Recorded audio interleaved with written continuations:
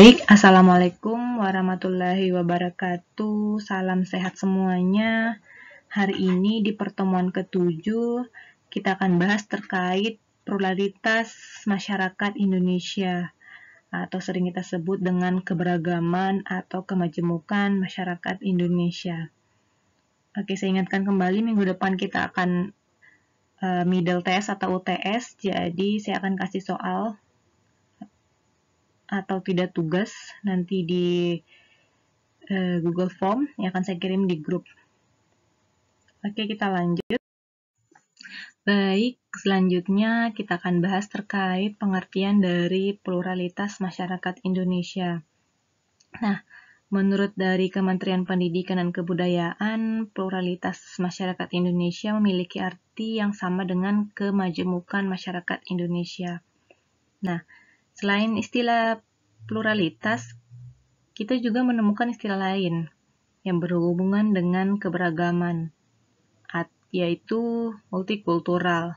Nah, multikultural di sini berasal dari kata multi yang berarti banyak atau lebih dari dua, dan kultur artinya kebudayaan.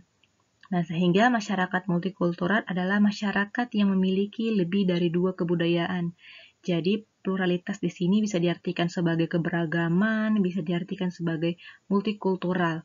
Nah, pluralitas di sini berarti dia memiliki keberagaman atau memiliki lebih dari dua kebudayaan. Nah, untuk pengertian masyarakat sendiri, menurut J.L. Gillin, J.P. Gillin adalah manusia yang tersebar, mempunyai kebiasaan, tradisi, sikap, dan perasaan persatuan yang sama. Jadi masyarakat di sini memiliki suatu hal yang sama, entahkah itu kebiasaan, entahkah itu tradisi ataupun sikap.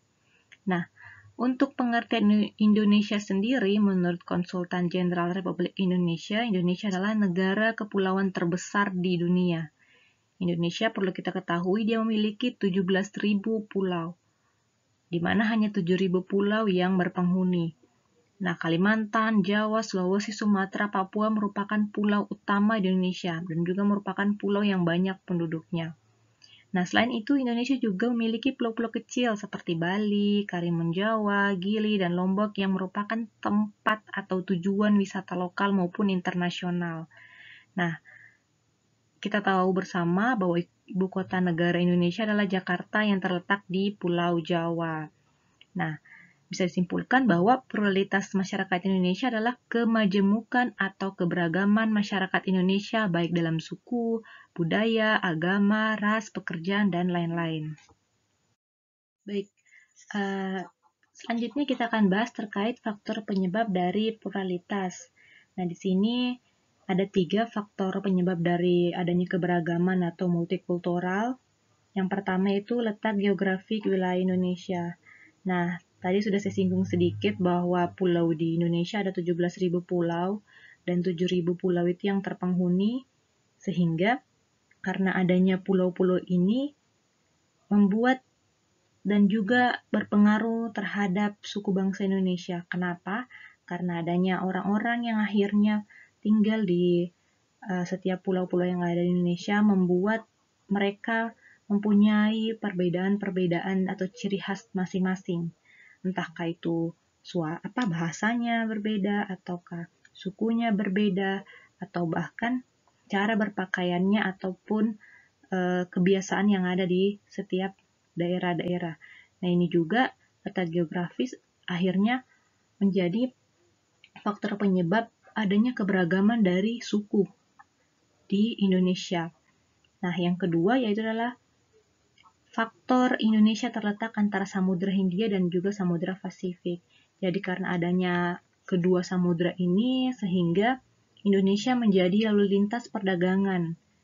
Dan lalu lintas perdagangan ini akhirnya mempengaruhi terciptanya keberagaman agama di dalam masyarakat Indonesia. Seperti kita ketahui juga bahwa agama-agama yang ada di Indonesia ini ada pengaruh dari luar akibat dari perdagangan-perdagangan orang luar yang masuk ke Indonesia. Nah, untuk faktor ketiga sendiri di sini adalah perbedaan iklim. Jadi, karena adanya iklim yang berbeda-beda di Indonesia, maksudnya ini berbeda-beda, ada daerah-daerah yang disebut dengan daerah pertanian basah dan juga ada yang disebut dengan daerah ladang. Nah, perbedaan curah hujan mengakibatkan perbedaan juga atas kesuburan tanah di masing-masing daerah atau masing-masing pulau. Jadi contohnya untuk daerah pertanian basah sendiri bisa kita jumpai di Pulau Jawa dan Bali, karena di sana lebih sering hujan, sedangkan untuk daerah ladang itu banyak dijumpai di luar Jawa. Nah, untuk macam-macam pluralitas atau macam-macam keberagaman masyarakat Indonesia, di sini saya bahas 4. Yang pertama ada perbedaan agama, ada perbedaan budaya, ada perbedaan suku bangsa, dan juga ada perbedaan pekerjaan. Untuk masing-masing macam-macam pluralitas kita akan bahas di slide berikutnya.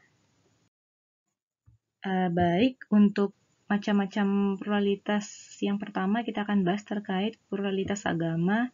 Nah, menurutnya Emil Durkheim bahwa agama adalah suatu sistem yang terpadu yang terdiri atas kepercayaan dan praktek yang berhubungan dengan hal yang suci. Nah, seperti kita ketahui, di Indonesia sendiri ada 6 agama dan tempat ibadah yang sangat umum dan juga terdaftar. Yang pertama ada namanya agama Islam. Nah, Islam kita ketahui diperkirakan masuk ke Indonesia pada abad ke-17 dan kemudian diikuti dengan perkembangan kerajaan-kerajaan bercorak Islam.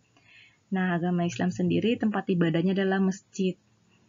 Nah, yang kedua ada namanya agama Kristen. Nah, agama Kristen ini diperkirakan berkembang di Indonesia selama masa kolonial Belanda sekitar abad ke-16. Nah, tempat ibadahnya adalah gereja. Kemudian agama ketiga ada Konghucu.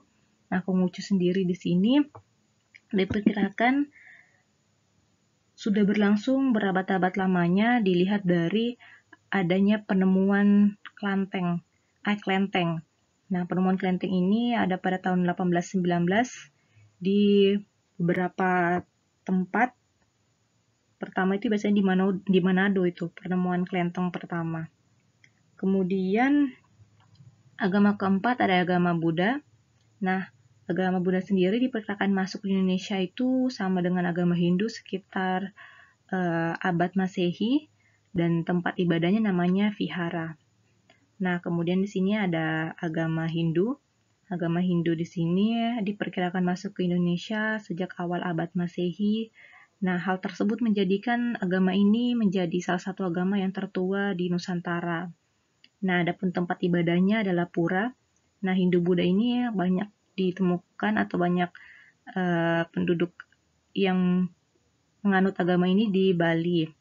Kemudian untuk agama keenam adalah agama Katolik.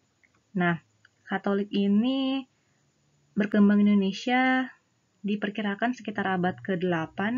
Nah, tempat ibadahnya gereja, jadi agama Katolik ini biasanya disebut Kristen Katolik, kalau yang agama Kristen ini biasanya disebut dengan Kristen Protestan. Nah, untuk jumlah pemeluk agama berdasarkan sensus penduduk tahun 2010, di sini bisa dilihat bahwa mayoritas di Indonesia itu agama paling banyak dianut adalah agama Islam dengan 276 162 jiwa atau orang, atau sekitar 87,18%. Kemudian yang kedua ada agama Kristen sekitar 6,96%. Kemudian ada agama Katolik sekitar 2,91%. Kemudian agama Hindu, Buddha, dan yang paling terakhir itu adalah Konghucu atau 0,05%. Jadi ini bisa dilihat presentasi dari jumlah pemeluk agama di Indonesia. Baik, setelah tadi kita bahas terkait pluralitas agama atau keberagaman agama yang ada di Indonesia, ada 6 tadi. Selanjutnya kita akan bahas terkait pluralitas budaya atau keberagaman budaya. Nah, pengertian kebudayaan sendiri menurut René Char adalah warisan yang diturunkan tanpa surat wasiat. Jadi kebudayaan itu tidak ada surat wasiatnya bahwa ini kebudayaan apa, tapi menurutnya Rene, dia diturunkan secara turun-temurun tanpa surat wasiat. Nah, sedangkan menurut W.H. Kelly, kebudayaan itu adalah sebuah pedoman yang potensial bagi tingkah laku manusia. Jadi menurutnya Kelly di sini, kebudayaan akhirnya membuat kita tahu batas dan juga tahu cara bertingkah laku. Nah, ini ada contoh dari keberagaman budaya. Nah, di sini ada budaya berpendapat. Di negara timur, kalau menurutnya orang barat, kita itu kalau berpendapat berbelit-belit, terlalu banyak bicara lah, terlalu banyak penjelasan. Sedangkan di barat itu berpendapat itu to the point saja. Jadi kita bisa 5 kata, mereka cuma 1 kata. Kemudian untuk budaya disiplin waktu, seperti kita ketahui di negara kita ini negara jam karet, di mana kita suruh kumpul jam 8, bisa jadi jam 9, jam 10 baru mulai acara. Jadi kita kurang disiplin waktu. Kemudian untuk di negara barat mereka on time karena mereka punya pemahaman bahwa waktu adalah uang. Jadi sangat disiplin atau tepat waktu mereka. Kemudian ada budaya sosialisasi. Di sini kita ketahui kita di Indonesia punya budaya sosial yang sangat baik. Malah kita biasanya dipuji-puji sama orang barat, di mana kita menurut mereka kita orangnya ramah, kemudian peduli, care sesama. Karena kita ketahui di Indonesia itu jarang sekali orang yang sangat terlantar, apalagi di pedesaan atau di daerah-daerah, karena kita punya jiwa sosialnya itu tinggi, sehingga kalau kita lihat tetangga kita tidak makan, kita akan membantu memberikan makan, atau kita kasih makanan yang lebih. Sedangkan kalau di negara barat, mereka kurang bersosialisasi atau lebih individual orangnya. Jadi mereka kayak lebih lo gue, di mana merasa enak kalau sendiri tanpa ikut campur kehidupan orang lain kalau kebudayaannya mereka. Nah, selain tadi kebudayaan dari antar negara, negara timur dan barat, di sini juga saya bahas budaya yang ada di Indonesia. Nah, seperti kita ketahui, beberapa budaya atau adat yang ada di Indonesia ini ternyata tidak semuanya sama, beragam juga. Contohnya dari budaya atau adat melamar. Nah, kita sebagai orang Sulawesi, kita di Sulawesi, kita tahu bahwa pria yang melamar dengan uang panai, kita sering sebutnya. Jadi uang panai ini bisa ditentukan dari keluarga perempuan mau berapa, biasanya dilihat dari tingkat pendidikannya atau dilihat dari kecantikannya atau pekerjaannya. Sedangkan untuk di daerah Pariaman yang ada di Sumatera Barat ini, malah perempuan yang melamar, jadi kebalikan dari adat yang ada di Sulawesi. Kalau di Sulawesi dibilangnya uang panai saat melamar, kalau di Pariaman atau di Sumatera Barat ini dia namanya uang japuak. Dan ternyata di Indonesia itu tidak hanya di Pariaman atau Sumatera Barat yang perempuan yang melamar. Di Lamongan juga di Jawa Timur ternyata ada kota yang berada di pesisir utara Jawa ini memiliki tradisi juga seperti itu, bahwa keluarga wanita yang berkunjung ke rumah keluarga pria untuk menyatakan lamaran. Kemudian di Rembang di Jawa Tengah juga ada tradisi serupa juga di mana perempuan yang melamar laki-laki. Kemudian ada juga di Trenggalek atau di Jawa Timur. Nah, ini juga wanita yang melamar laki-laki. Nah, jadi ternyata adat melamar saja atau budaya melamar saja di Indonesia itu berbeda ya, tidak semua sama bahwa laki-laki yang melamar perempuan. Ternyata ada juga beberapa daerah di Indonesia yang tadi saya sebutkan perempuan yang melamar laki-laki. Nah, ini tergantung dari budayanya atau kepercayaan yang dia anut. Nah, selain dari adat melamar, ada juga budaya atau adat meninggal. Ini juga berbeda-beda. Kalau di Toraja, kita ketahui ada namanya upacara pemakaman Rambu Tuko atau Solo. Jadi biasanya di sini keluarga menghabiskan banyak uang dan juga membeli tedong ataupun babi untuk persembahan ya. Jadi bisa sampai miliar-miliar ini habis uangnya, bahkan ratusan juta. Kemudian Kalau di Toraja dia cukup menghambur uang dengan membuat upacara pemakaman, sedangkan kalau di suku Dani ini di Papua dia memotong jari. Jadi kalau ada keluarga yang meninggal, dia potong lagi jarinya, dia potong jarinya.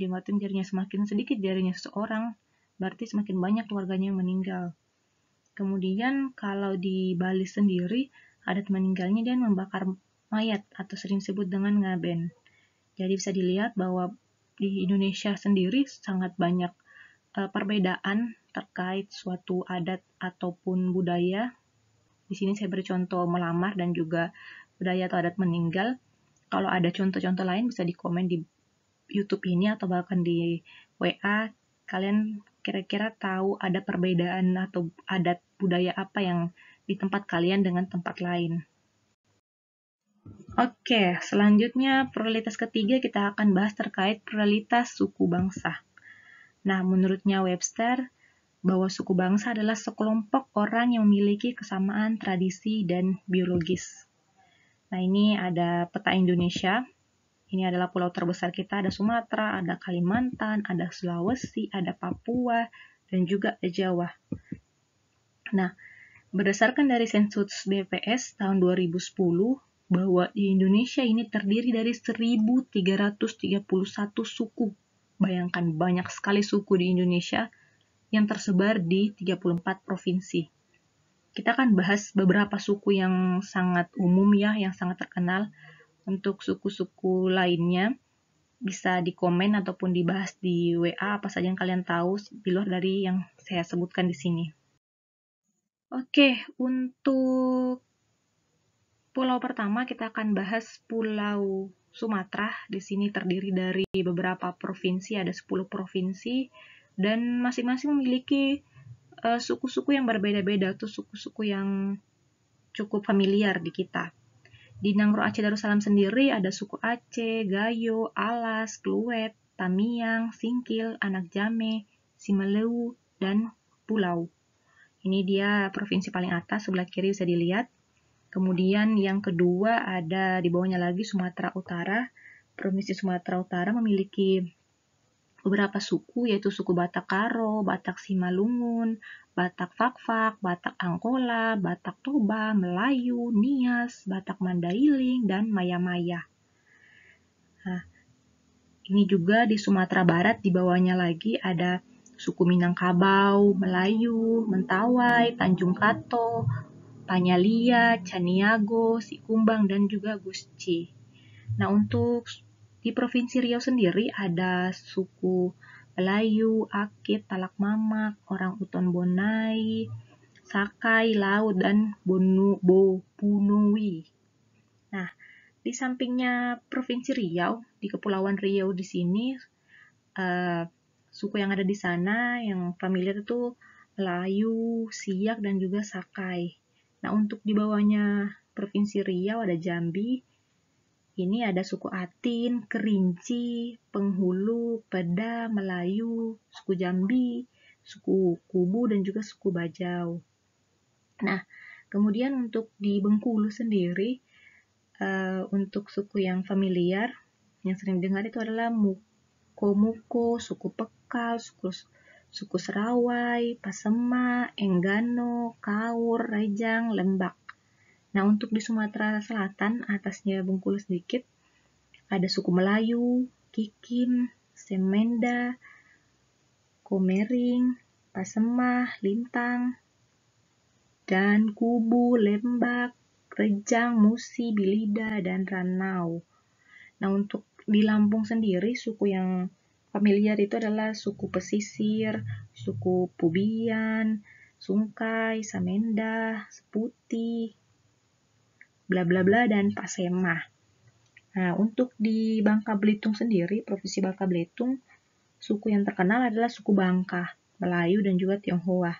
Jadi untuk di Sumatera di sini ada 10 provinsi di Pulau Sumatera yang lumayan banyak sukunya. Di beberapa provinsi sama itu adalah suku Melayu. Jadi makanya di daerah Sumatera itu kadang-kadang kalau bicara kayak Upin Ipin. Kenapa? Karena mereka sangat dekat dengan Malaysia juga di sana. Jadi ada rada-rada Melayu-melayunya kalau bicara. Oke, setelah tadi kita bahas beberapa suku terkenal yang ada di Pulau Sumatera, ada di situ 10 provinsi. Selanjutnya kita akan bahas beberapa suku terkenal yang ada di Pulau Jawa yang terdiri dari 9 provinsi. Yang pertama ada Banten. Nah, di Banten di sini ada suku yang terkenal itu Baduy, Sunda, dan Banten. Kalau di DKI yang terkenal sekali itu cuma satu suku, yaitu Betawi. Kemudian kalau di Jawa Barat, kayak Bandung, itu Sunda. Yang teteh-teteh, akang-akang. Kalau di Jawa Tengah itu ada suku Jawa, suku Karimun, dan suku Samin. Kalau di Jogja yang medok itu ada suku Jawa. Kalau di Jawa Timur ada suku Jawa, Madura, Tengger, dan Osing. Kalau di Bali ada suku Bali Aga dan Bali Majapahit. Kalau di NTB ada suku Bali, Sasak, Samawa, Mata, Dongo, Korem, Bojo, Dompu, Parlawi, dan Sumba. Sedangkan kalau untuk di Provinsi NTT sendiri, suku yang terkenal situ ada Sabu, ada Alor, ada Bima, ada Flores, Nage, Bejawa, Enda, dan Riung, dan sebagainya. Jadi bisa dilihat, sekalian hafal-hafal letak-letak provinsi, Jakarta di mana, paling atas ada Banten, kemudian Jawa Barat, Jawa Tengah, Jogja, Jawa Timur, Bali, NTB, NTT. Ini ada 9 provinsi yang ada di Pulau Jawa beserta dengan suku-suku yang terkenal di masing-masing provinsi. Nah, yang perlu kita pahami nih, suku-suku yang ada di sana atau yang terkenal biar tahu lah suku apa saja yang ada di Indonesia. Oke, selanjutnya setelah tadi dari Pulau Sumatera ke Pulau Jawa, kita lanjut ke Pulau Kalimantan. Nah, di sini ada 5 provinsi. Yang pertama ada Kalimantan Barat, yang kiri. Ada suku Kayau, Ulu Air, Balu, Melayu Pontianak, Panau, Ngaju, dan Balu. Kemudian kalau di Provinsi Kalimantan Tengah, di sini ada suku Kapuas, Ngaju, Lawangan, Dusun, Maanyan, dan Katingan. Kalau untuk Provinsi Kalimantan Selatan sendiri ada suku Ngaju, juga ada suku Laut, Dayak yang sering kita dengar, ada Melayu, ada Aba. Kemudian untuk di Provinsi Kalimantan Timur ada lagi suku Ngaju, ada suku Bugis juga di sana ternyata, ada suku Kutai, Kayan, Punan, ada Dayak juga di sana. Dan suku yang paling atas provinsi yang paling atas ada Provinsi Kalimantan Utara, dengan suku yang paling terkenal situ ada suku Dayak, suku Tidung, dan Bulungan. Jadi di Kalimantan sendiri banyak juga orang yang bersuku Dayak. Kemudian kita beralih ke Pulau Sulawesi, di pulaunya kita. Di pulau kita sendiri ada 8 provinsi. Yang pertama ada Sulawesi Selatan, itu paling bawah.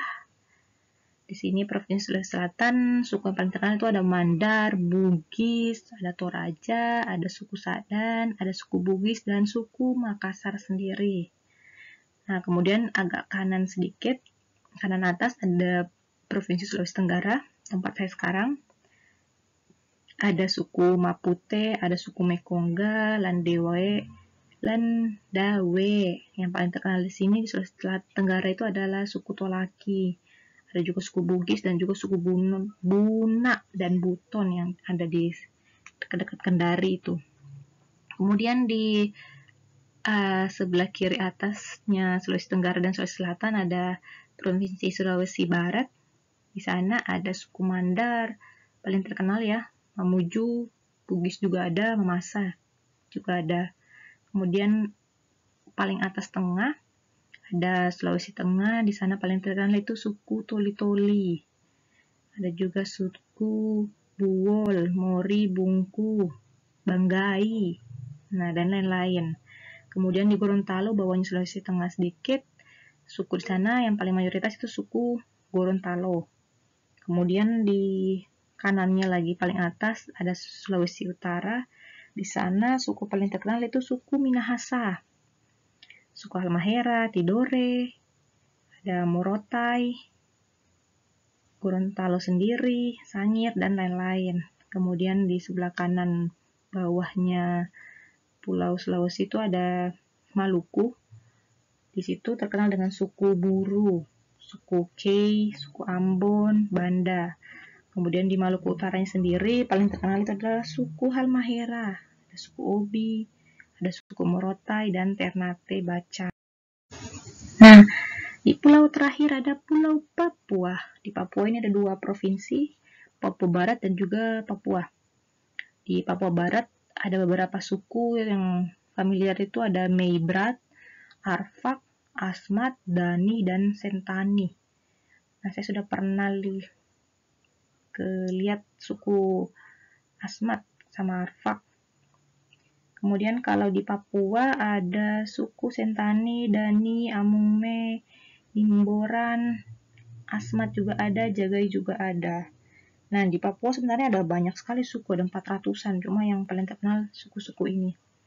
Nah, kalian kalau ada yang tahu suku apa saja yang belum saya sebutkan di sini, kalian tahu di 5 provinsi, di 5 pulau tadi, bisa komen ataupun di WA saja di grup sebagai bahan atau ilmu baru atau referensi baru. Oke. Tadi sudah bahas pluralitas agama, kemudian sudah bahas pluralitas budaya, kemudian pluralitas suku bangsa. Selanjutnya kita akan bahas pluralitas pekerjaan atau keberagaman pekerjaan. Jadi ternyata karena adanya tadi faktor penyebab dari letak geografis, kemudian perbedaan iklim, akhirnya pekerjaan ini bisa berbeda-beda atau memiliki keberagaman di Indonesia. Nah, contohnya di wilayah pantai sendiri kita bagi 3. Di sini ada wilayah pantai, wilayah perkotaan, dan wilayah pegunungan. Nah, untuk wilayah pantai sendiri, keberagaman pekerjaan yang ada itu yang mayoritas nelayan. Kemudian ada pembudidaya ikan, petani rumput laut, petani garam, dan juga pedagang ikan di sini. Nah, sedangkan untuk di wilayah perkotaan, mayoritas pekerjaan itu adalah pegawai pusat pemerintah, kayak ASN, kemudian guru, dosen, pegawai bank, koki, wartawan, pegawai supermarket, sopir kendaraan umum, desainer, fotografer, dan lain-lain. Sedangkan untuk wilayah pegunungan, lebih banyak petani dan juga perkebunan. Nah, bisa kita ketahui, bisa kita lihat di daerah Sulawesi itu banyaknya, untuk yang di pinggir-pinggir laut itu petani banyak. Di kota kayak Makassar itu sudah banyak yang menjadi guru, dosen, pegawai bank, sopir kendaraan umum, pegawai. Kemudian di daerah-daerah pegunungan di Sulawesi itu banyaknya petani perkebunan. Nah, tadi macam-macam pluralitas atau macam-macam keberagaman, ada 4 itu, semoga bisa dipahami. Kita lanjut. Nah, ini peran dan fungsi keragaman budaya dalam pembangunan nasional sebagai berikut. Jadi ternyata dengan adanya keberagaman di Indonesia, keberagaman yang tadi sudah kita sebutkan, pluralitas yang ada di Indonesia, ternyata punya dampak positif atau peran sendiri di dalam pembangunan nasional. Yang pertama, sebagai daya tarik bangsa asing. Jadi seperti kita ketahui bahwa Indonesia adalah salah satu tujuan wisata dari berbagai negara. Nah, salah satu daya tarik dari wisatawan mancanegara adalah kekayaan budaya bangsa Indonesia itu, karena banyaknya pulau dan banyaknya suku bangsa serta agama, akhirnya mancanegara atau wisatawan itu tertarik untuk datang ke Indonesia. Nah, Seperti kita ketahui, ini dilihat di gambar, ada namanya tari kecak. Ini tari kecak, biasanya kita lihat di Bali, atau di TV itu biasanya di Bali, bisa dilihat banyak sekali orang yang nonton, entah dari wisatawan lokal, dari daerah-daerah Indonesia, bahkan sampai mancanegara itu internasional, boleh-boleh nonton. Nah, tari kecak ini adalah salah satu tarian yang merupakan bentuk komunikasi dengan roh leluhur atau Tuhan. Jadi, tarian kecak ini bisa kita lihat bahwa menjadi daya tarik untuk para turis untuk melihat, menonton tarian ini. Nah, dengan tarian ini sehingga banyak wisatawan itu berkunjung ke Bali untuk melihat salah satu tarian yang menurut orang asing ini menarik atau unik. Nah, akhirnya dengan banyaknya wisatawan yang datang ke Bali, perekonomian di masyarakat Bali itu meningkat, sehingga berbagai barang dan jasa diperjualkan. Ratusan hotel itu full, apalagi sekarang saya lihat-lihat Bali ini lagi macet-macetnya karena banyak orang yang datang berlibur, serta banyaknya kegiatan diadakan di Bali. Kemudian banyak rumah makan terbuka karena banyaknya wisatawan yang datang, biro perjalanan juga banyak, kemudian banyak yang produksi oleh-oleh, cenderamata, seni kerajinan. Jadi dengan adanya kebudayaan atau keberagaman di Indonesia membuat akhirnya bangsa asing atau negara-negara lain tertarik untuk datang ke Indonesia. Nah, selain tari kecak, ada juga tari saman. Tari saman itu sangat menarik perhatian orang luar. Tari saman itu dari Aceh, karena gerakannya itu harus bersama-sama, kemudian kerjasamanya harus baik. Nah, tari saman ini dia kerap digunakan untuk media penyampaian pesan atau dakwah di Aceh. Jadi karena keberagaman berbagai macam tari juga beda-beda setiap daerah, akhirnya menjadi daya tarik sendiri untuk bangsa asing datang ke Indonesia. Kemudian yang kedua ada mengembangkan kebudayaan nasional. Jadi seperti kita ketahui bahwa kebudayaan nasional merupakan suatu kebudayaan yang didukung oleh sebagian besar warga suatu negara dan memiliki syarat mutlak bersifat khas dan dibanggakan, serta memberikan identitas terhadap warga. Jadi budaya nasional adalah budaya yang memberikan identitas warga serta menciptakan suatu jati diri bangsa yang kuat. Nah, apa saja contoh budaya nasional yang ada di kita, yaitu pakaian batik. Bisa dilihat di gambar bahwa batik di Indonesia itu ada banyak-banyak jenis, banyak-banyak corak juga. Nah, ini adalah merupakan keberagaman yang ada di Indonesia, akhirnya membangun pembangunan nasional. Kenapa? Karena dengan adanya batik, orang-orang atau wisatawan yang datang terutama di Jogja, banyak yang membeli batik sebagai oleh-oleh. Jadi ini akhirnya membuat Indonesia terkenal karena oleh-oleh ini akhirnya dipakai oleh wisatawan lokal maupun dari luar negeri, dan orang-orang akhirnya tertarik terhadap batik sendiri. Kemudian yang ketiga ada tertanamnya sikap toleransi. Nah, karena kekayaan kebudayaan yang ada di Indonesia, ini merupakan hal baik dan juga sebenarnya tantangan bagi kita, sehingga kita harus bersikap toleransi atau saling pengertian, saling memahami antar perbedaan agama, perbedaan suku, perbedaan budaya yang ada di Indonesia. Jadi kita harus terbiasa dengan perbedaan dan hidup bertoleransi. Kemudian peran selanjutnya ada peran saling melengkapi hasil budaya. Nah, bisa dilihat kalau tadi yang kedua ada batik, kalau di sini ada namanya kain tenun. Nah, seperti kita ketahui, seperti batik juga, kain tenun di setiap daerah atau wilayah itu beda-beda. Bentuknya, beda-beda coraknya. Nah, sehingga kain tenun bisa berbagai macam hasilnya, berbagai macam modelnya, tergantung dari daerah-daerah kain tenun tersebut berasal. Jadi motifnya bisa berbeda-beda juga. Nah, kemudian peran yang terakhir itu adalah mendorong inovasi kebudayaan. Jadi dengan keragaman budaya yang ada di Indonesia, akhirnya mendorong juga kita dan juga masyarakat Indonesia untuk berinovasi. Ini contohnya kaligrafi. Nah, kaligrafi akhirnya banyak dipakai di tempat-tempat ibadah dan juga bahkan menjadi sebagai ajang perlombaan untuk dijadikan lukisan dan dijual mahal, kemudian ada juga dibuat sebagai pajangan. Jadi akhirnya kaligrafi ini menjadi inovasi, menjadi hal baru dan berkembang sesuai zamannya.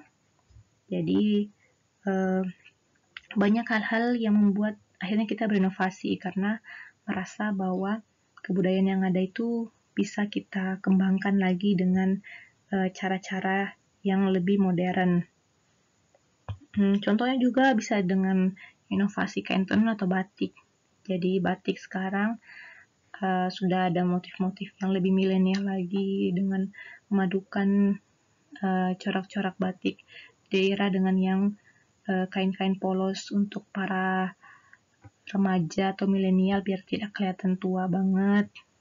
Kemudian modelnya juga sudah mulai divariasikan, ada yang bentuk jaket, ada yang sudah kayak outer, itu biar lebih menarik perhatian.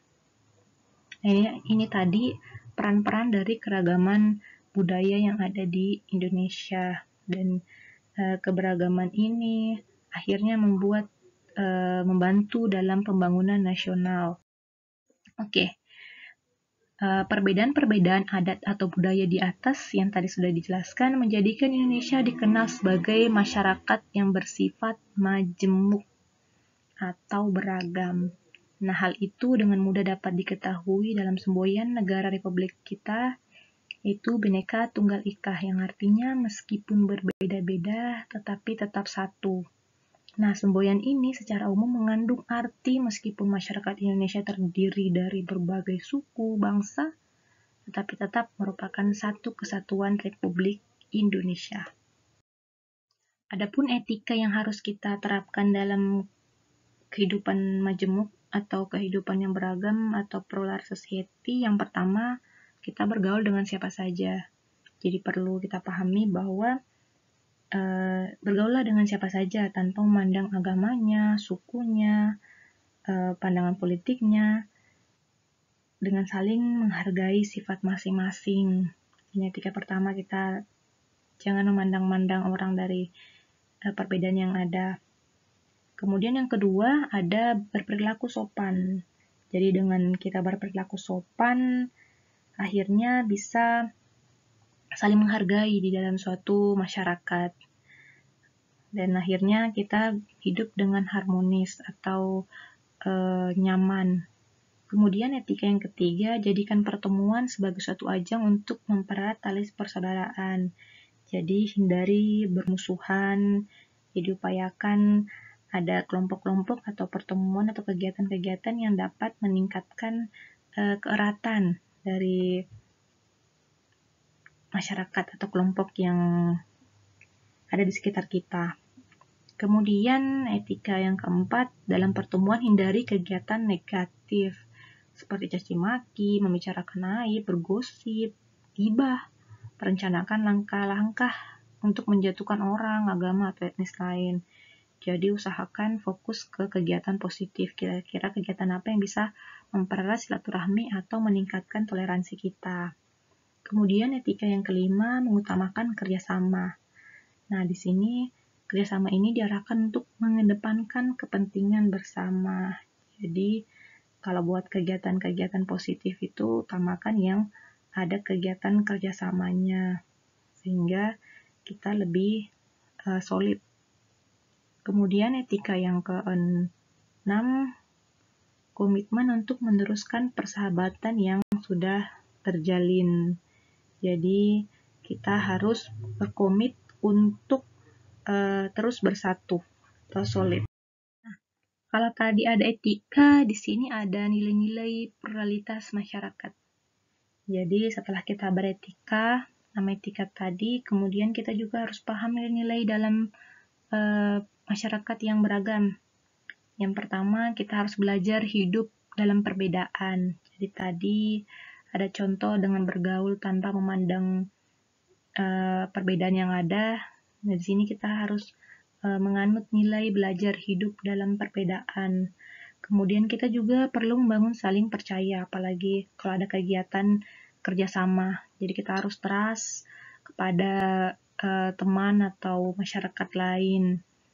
Kemudian